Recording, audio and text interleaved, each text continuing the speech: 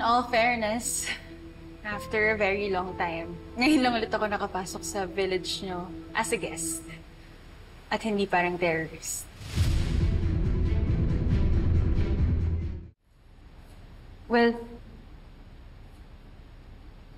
I know this isn't my place. And I know you're still mad. Pero tinago ko lang talaga muna because I wanted to protect you and the kids.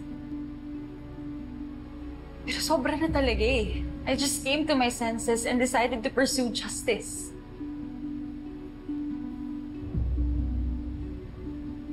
Everything I've done recently, even exposing Lorena, it wasn't about revenge. Well, maybe at first, yes.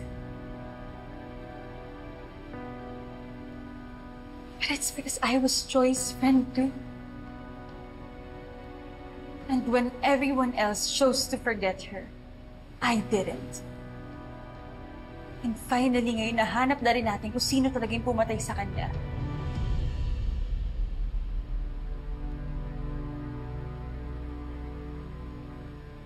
Look.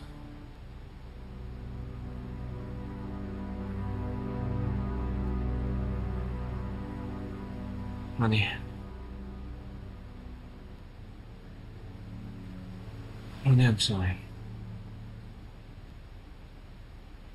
Hindi ko naniwala at nakinig sa'yo.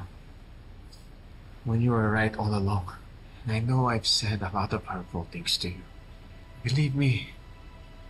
Ronnie, I'm really thankful that you're here. Please, just for tonight, can you let us just be alone? I understand. But if you need someone beside you and Amber,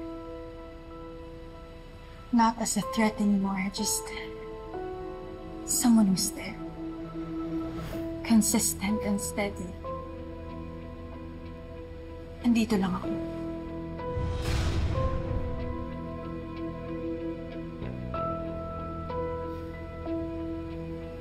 I'll go ahead.